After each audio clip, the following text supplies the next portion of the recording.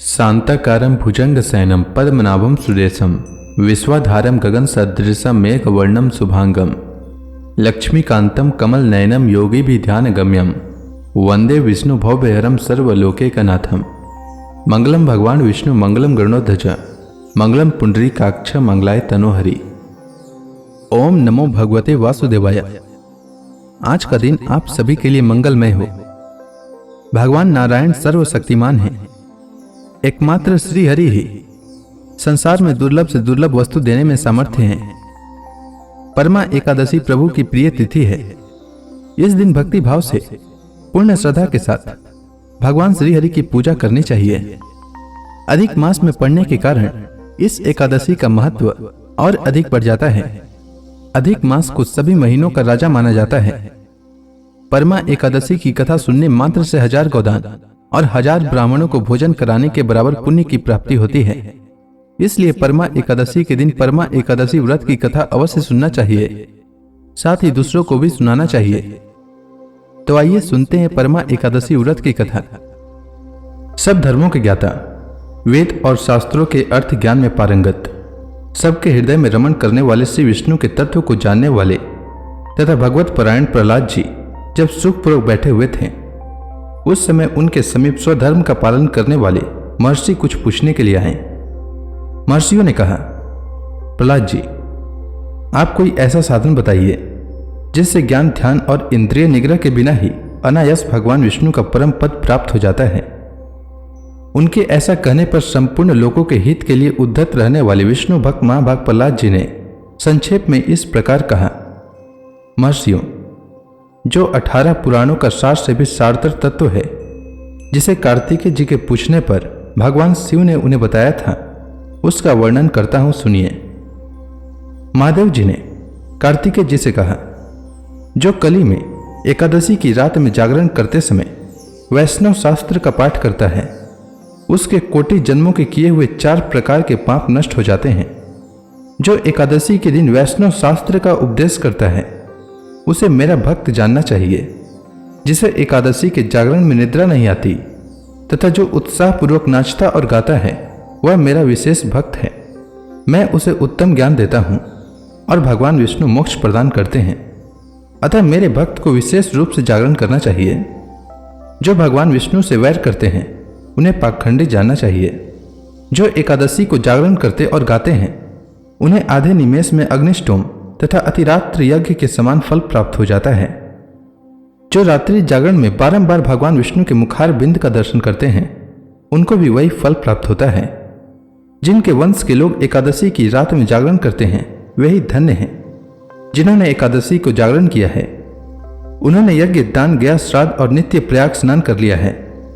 उन्हें सन्यासियों का पुण्य भी मिल गया और उनके द्वारा इष्टपूर्त कर्मों का भी भली भांति पालन हो गया।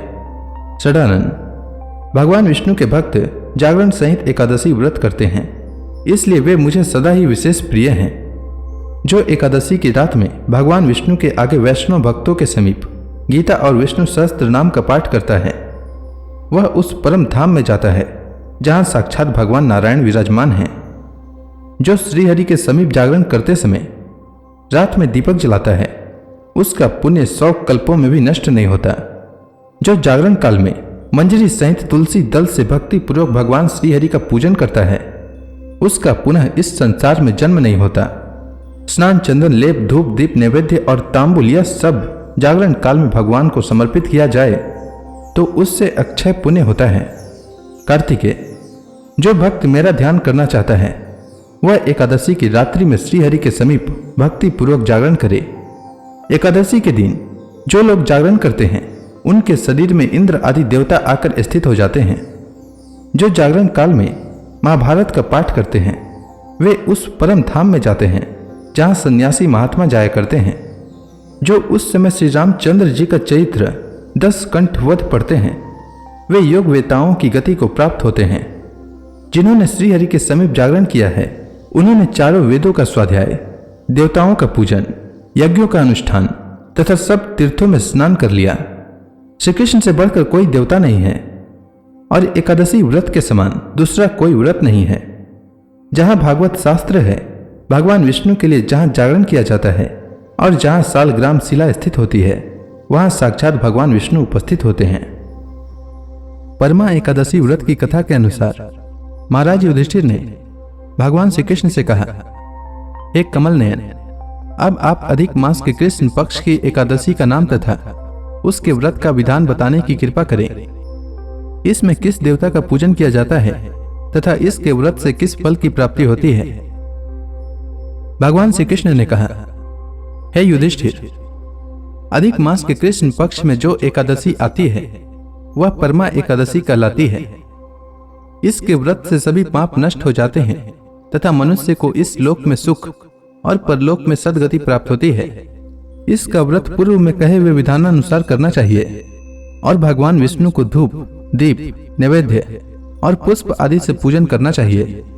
इस एकादशी की पावन कथा जो कि महर्षियों के साथ काम्पिल्य नगरी में हुई थी वह मैं तुमसे कहता हूं, ध्यान पूर्वक श्रवण करो। काम्पिल्य नगरी में सुमेधा नाम का एक अत्यंत धर्मात्मा ब्राह्मण रहता था। उसकी स्त्री अत्यंत पवित्र तथा पतिव्रता थी। किसी पूर्व पाप के कारण वह दंपति अत्यंत दरिद्रता का जीवन व्यतीत कर रहे थे। ब्राह्मण को भिक्षा मांगने पर भी भिक्षा नहीं मिलती थी। उस ब्राह्मण की पत्नी वस्त्रों से रहित होते हुए भी अपने पति की सेवा करती थी तथा अतिथि को अन्न देकर स्वयं भूखी रह जाती थी और पति से कभी किसी वस्तु की मांग नहीं करती थी। दोनों पति पत्नी घोर दरिद्रता का जीवन व्यतीत कर रहे थे। एक दिन ब्राह्मण अपनी स्त्री से बोला, हे प्रिय, जब मैं धनवानों से धन की याचना करता हूं तो वह मुझे मना कर देते हैं। गृहस्थी धन के बिना नहीं चलती, इसलिए यदि तुम्हारी सम्मति हो तो मैं परदेश जाकर कुछ काम करूं, क्योंकि विद्वानों ने कर्म की प्रशंसा की है। ब्राह्मण की पत्नी ने विनीत भाव से कहा, हे स्वामी, मैं आपकी दासी हूं। पति अच्छा और बुरा जो कुछ भी कहे पत्नी को वही करना चाहिए। मनुष्य को पूर्व जन्म में किए कर्मों का फल मिलता है। सुमेरु पर्वत पर रहते हुए भी मनुष्य को बिना भाग्य के स्वर्ण नहीं मिलता। पूर्व जन्म में जो मनुष्य विद्या और भूमि दान करते हैं उन्हें अगले जन्म में विद्या और भूमि की प्राप्ति होती है। ईश्वर ने भाग्य में जो कुछ लिखा है उसे टाला नहीं जा सकता। यदि कोई मनुष्य दान नहीं करता तो प्रभु उसे केवल अन्न ही देते हैं। इसलिए आपको इसी स्थान पर रहना चाहिए, क्योंकि मैं आपका विछोह नहीं सह सकती। पति बिना स्त्री की माता, पिता, भाई, ससुर तथा संबंधी आदि सभी निंदा करते हैं। इसलिए हे स्वामी, कृपा कर आप कहीं न जाएं। जो भाग्य में लिखा है वह यहीं प्राप्त हो जाएगा। स्त्री की सलाह मानकर ब्राह्मण प्रदेश नहीं गया। इसी प्रकार समय बीतता रहा। एक बार कौंडिन्य ऋषि वहां आए। ऋषि को देखकर ब्राह्मण सुमेधा और उसकी स्त्री ने उन्हें प्रणाम किया और बोले, आज हम धन्य हुए, आपके दर्शन से हमारा जीवन सफल हुआ। ऋषि को उन्होंने आसन तथा भोजन दिया। भोजन देने के बाद पतिव्रता ब्राह्मणी ने कहा, हे ऋषिवर, कृपा कर आप मुझे दरिद्रता का नाश करने की विधि बतलाइए। मैंने अपने पति को प्रदेश में जाकर धन कमाने से रोका है। मेरे भाग्य से आप आ गए हैं। मुझे पूर्ण विश्वास है यह मेरी दरिद्रता शीघ्र ही नष्ट हो जाएगी। अतः आप हमारी दरिद्रता नष्ट करने के लिए कोई उपाय बताएं। ब्राह्मणी की बात सुन कौंडिन्य ऋषि बोले, हे ब्राह्मणी, अधिक मास की कृष्ण पक्ष की परम एकादशी के व्रत से सभी पाप, दुख और दरिद्रता आदि नष्ट हो जाते हैं। जो मनुष्य इस व्रत को करता है वह धनवान हो जाता है। इस व्रत में नित्य गायन आदि सहित रात्रि जागरण करना चाहिए। भगवान शंकर ने कुबेर जी को इसी व्रत के करने से धनाध्यक्ष बना दिया था। इसी व्रत के प्रभाव से सत्यवादी राजा हरिश्चंद्र को पुत्र, स्त्री और राज्य की प्राप्ति हुई थी। तदुपरांत कौंडिन्य ऋषि ने उन्हें एकादशी के व्रत का समस्त विधान का सुनाया। ऋषि ने कहा, हे ब्राह्मणी, पंचरात्रि व्रत इससे भी अधिक उत्तम है। परम एकादशी के दिन प्रातःकाल नित्य कर्म से निवृत्त होकर विधान पूर्वक पंचरात्रि व्रत का आरंभ करना चाहिए। जो मनुष्य 5 दिन तक निर्जल व्रत करते हैं वे अपने माता पिता और स्त्री सहित स्वर्ग लोक को जाते हैं। जो मनुष्य 5 दिन तक संध्या को भोजन करते हैं वे स्वर्ग को जाते हैं। जो मनुष्य स्नान करके 5 दिन तक ब्राह्मणों को भोजन कराते हैं वे समस्त संसार को भोजन कराने का फल पाते हैं। जो मनुष्य इस व्रत में अश्वदान करते हैं उन्हें तीनों लोकों को दान करने का फल मिलता है। जो मनुष्य उत्तम ब्राह्मण को तिल दान करते हैं वे तिल की संख्या के बराबर वर्षों तक विष्णु लोक में वास करते हैं। जो मनुष्य घी का पात्र दान करते हैं वे सूर्य लोक को जाते हैं। जो मनुष्य 5 दिन तक ब्रह्मचर्य पूर्वक रहते हैं वे दिव्यांगनाओं के साथ स्वर्ग को जाते हैं। हे ब्राह्मणी, तुम अपने पति के साथ इसी व्रत को धारण करो, इससे तुम्हें अवश्य ही सिद्धि और अंत में स्वर्ग की प्राप्ति होगी। कौंडिन्य ऋषि के वचनानुसार ब्राह्मण और उसकी स्त्री ने परम एकादशी का 5 दिन तक व्रत किया। व्रत पूर्ण होने पर ब्राह्मण की स्त्री ने एक राजकुमार को अपने यहाँ आते देखा। राजकुमार ने ब्रह्मा जी की प्रेरणा से एक उत्तम घर जो कि सब वस्तुओं से परिपूर्ण था उन्हें रहने के लिए दिया। तदुपरांत राजकुमार ने आजीविका के लिए एक गांव दिया। इस प्रकार ब्राह्मण और उसकी स्त्री इस व्रत के प्रभाव से इस लोक में अनंत सुख भोग कर अंत में स्वर्ग लोक को गए। भगवान श्री कृष्ण ने कहा, हे युधिष्ठिर, जो मनुष्य परमा एकादशी का व्रत करता है उसे सभी तीर्थों और यज्ञों आदि का फल प्राप्त होता है। जिस प्रकार संसार में 2 पैरों वालों में ब्राह्मण, 4 पैरों वालों में गौ, देवताओं में देवेंद्र श्रेष्ठ हैं, उसी प्रकार मासों में अधिक मास उत्तम है। इस मास में पंचरात्रि अत्यंत पुण्य देने वाली होती है। इस मास में पद्मिनी और परम एकादशी भी श्रेष्ठ है। इसके व्रत से सभी पाप नष्ट हो जाते हैं। अतः दरिद्र मनुष्य को इस व्रत को अवश्य करना चाहिए। जो मनुष्य अधिक मास में स्नान तथा एकादशी व्रत को नहीं करते उन्हें पाप का भागी बनना पड़ता है। यह मनुष्य योनि बड़े पुण्यों से मिलती है, इसलिए मनुष्य को एकादशी का व्रत अवश्य करना चाहिए। हे कुंती पुत्र, जो तुमने पूछा था वह मैंने विस्तार पूर्वक बतला दिया। अब इन व्रतों को भक्ति पूर्वक करो। जो मनुष्य अधिक मास की परम एकादशी का व्रत करते हैं वे स्वर्ग लोक में जाकर देवराज इंद्र के समान सुखों का भोग करते हुए तीनों लोकों में पूजनीय होते हैं। तो प्रेम से बोलिए विष्णु भगवान की जय, श्री कृष्ण भगवान की जय। परमा एकादशी के दिन 11 माता की कथा भी अवश्य सुनना चाहिए। इससे व्रत का 100 गुना अधिक पुण्य फल प्राप्त होता है। तो आइए सुनते हैं 11 माता की कथा। एकादशी भगवान विष्णु की साक्षात शक्ति है। जिस शक्ति ने उस असुर का वध किया है जिसे भगवान भी जीत पाने में असमर्थ थे, उस शक्ति के आगे मनुष्य के पाप रूपी असुर भला कैसे टिक सकता है। जिस शक्ति ने देवताओं के कष्ट को हर कर उन्हें सुख दिया वह प्राणी मात्र को क्या नहीं दे सकती। सुख, समृद्धि, शांति और मोक्ष समस्त सुख सहज ही प्राप्त हो जाते हैं। 11 माता की भक्ति में इतनी शक्ति है कि जिसके प्रभाव से मनुष्य को सहज ही सभी प्रकार के सुख प्राप्त होते हैं और अंत समय में मोक्ष की प्राप्ति होती है। 11 माता की कथा के अनुसार सतयुग में एक महाभयंकर दैत्य हुआ करता था। उसका नाम मूर था। उस दैत्य ने इंद्र आदि सभी देवताओं पर विजय प्राप्त कर उन्हें उनके पद से हटा दिया। तब इंद्र ने भगवान शंकर से प्रार्थना की, हे भोलेनाथ, हम सब देवता मूर दैत्य के अत्याचारों से दुखी होकर मृत्यु लोक में अपना जीवन व्यतीत कर रहे हैं। राक्षसों के भय से हम बहुत दुख और कष्ट भोग रहे हैं। मैं स्वयं बहुत दुखी और भयभीत हूं। अन्य देवताओं की तो बात ही क्या करें। अतः हे कैलाशपति, कृपा कर आप मूर दैत्य के अत्याचार से बचाने का उपाय बताइए। देवराज इंद्र के प्रार्थना सुनकर भगवान शंकर ने कहा, हे देवेंद्र, आप भगवान श्री विष्णु के शरण में जाइए। मधु कैटभ का संहार करने वाले भगवान विष्णु देवताओं को अवश्य ही इस भय से मुक्त करेंगे। भगवान शंकर के आदेश का पालन करते हुए इंद्र तथा अन्य देवता क्षीर सागर गए, जहां पर भगवान श्री विष्णु शेष शैया पर विराजमान थे। इंद्र सहित सभी देवताओं ने भगवान विष्णु को देखा और उनके समक्ष उपस्थित होकर उनकी स्तुति करने लगे। वे कहने लगे, हे तीनों लोकों के स्वामी, आप स्तुति करने योग्य हैं। हम सभी देवताओं का आपको कोटि कोटि प्रणाम है। हे दैत्यों के संहारक, हम आपकी शरण में हैं, आप हमारी रक्षा करें। हे त्रिलोकपति, हम सभी देवता दैत्यों के अत्याचार से भयभीत होकर आपकी शरण में आए हैं। इस समय दैत्यों ने हमें स्वर्ग से निकाल दिया है और हम सभी देवता बड़ी ही दयनीय स्थिति में मृत्यु लोक में विचरण कर रहे हैं। अब आप ही हमारे रक्षक हैं, हमारी रक्षा करें। हे जगन्नाथ, आप हमारी रक्षा करें।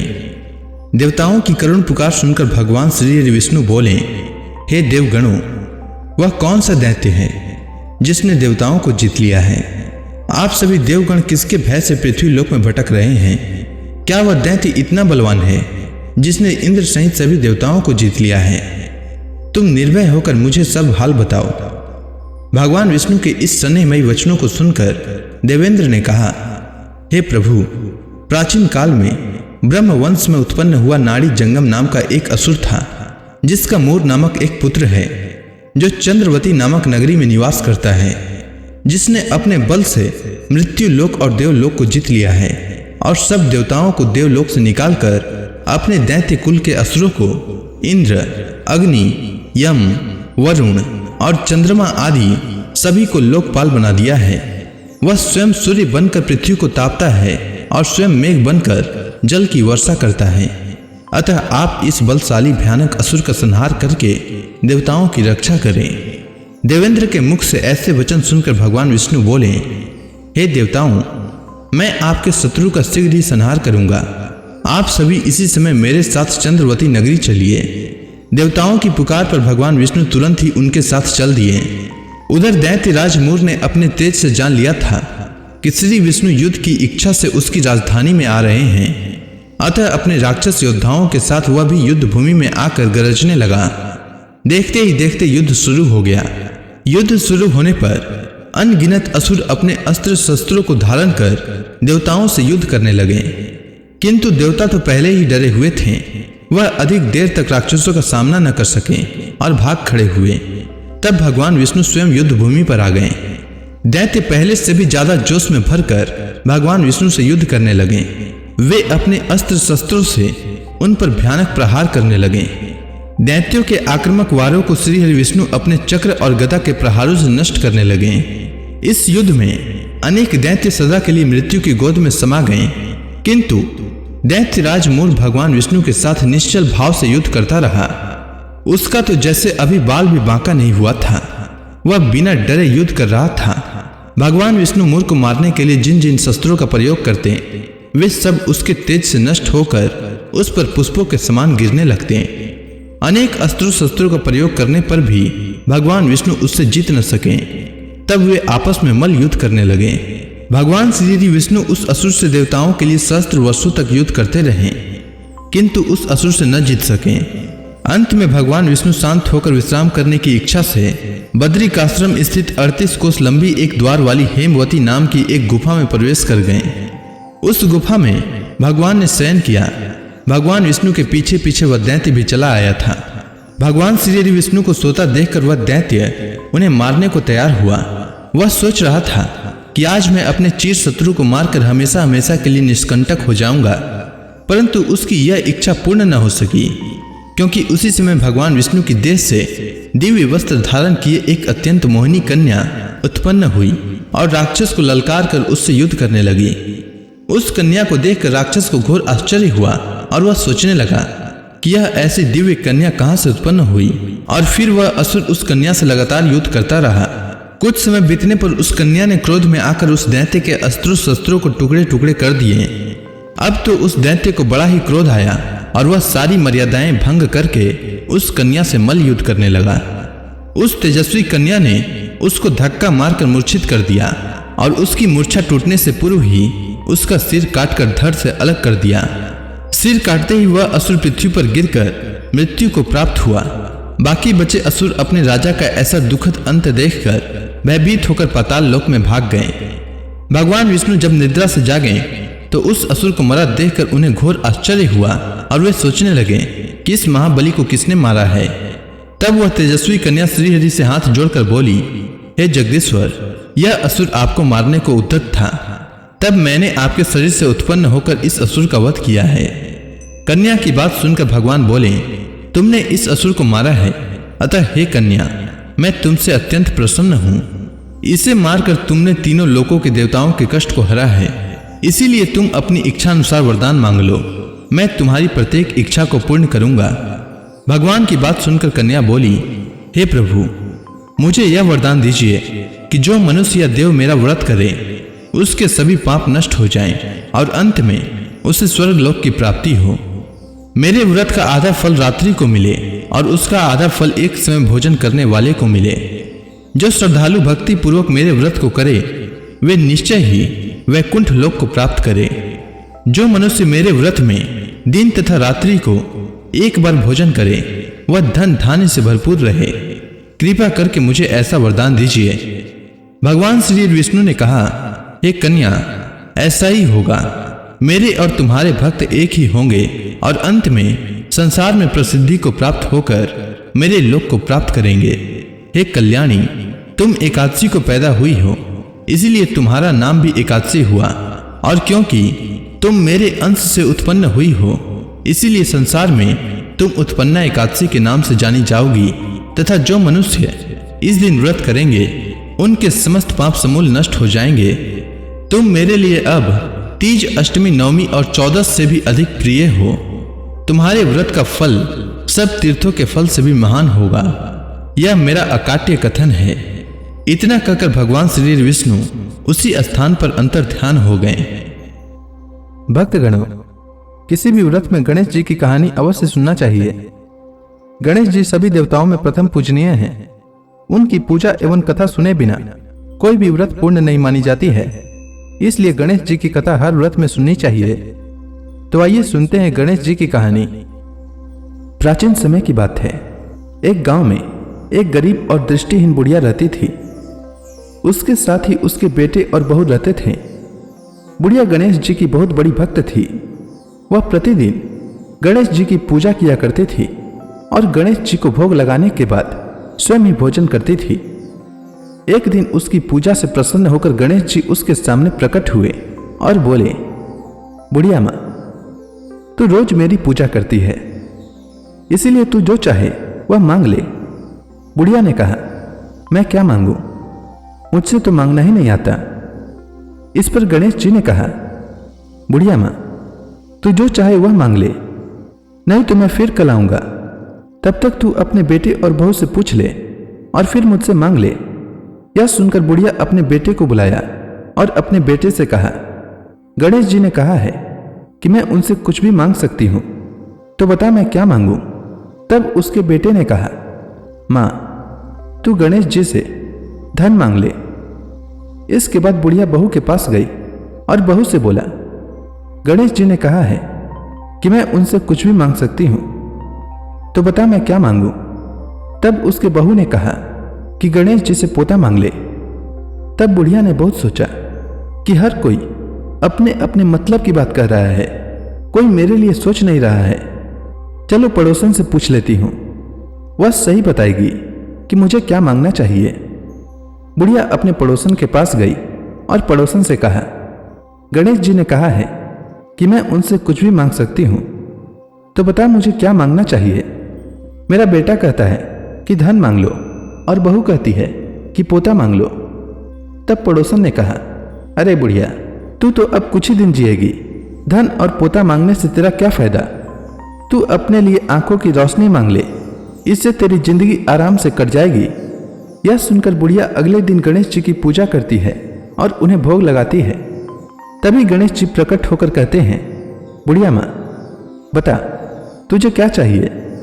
तब बुढ़िया ने गणेश जी से कहा, अगर आप मुझसे प्रसन्न हैं तो मुझे 9 करोड़ की माया, निरोगी काया, अमर सुहाग, आंखों की रोशनी, पोता और सभी परिवार को सुख दे और आखिरी में मुझे मोक्ष दे। यह सुनकर गणेश जी ने कहा, बुढ़िया माँ, यह सब मांगकर तूने तो मुझे ठग लिया, लेकिन वचन के अनुसार जो तूने मांगे हैं वह सब तुझे मिलेगा। इतना कहकर गणेश जी अंतर ध्यान हो गए। बुढ़िया ने जो कुछ मांगा था उसे सब कुछ मिल गया।